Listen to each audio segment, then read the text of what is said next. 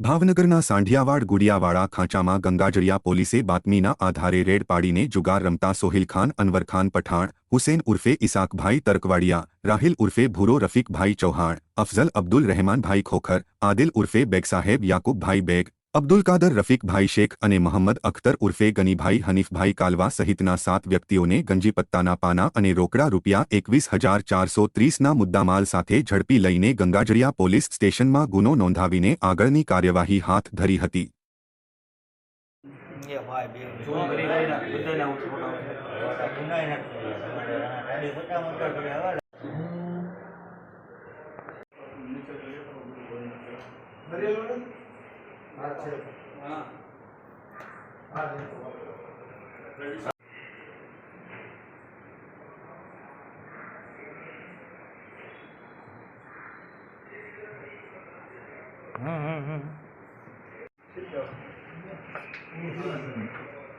Sit down.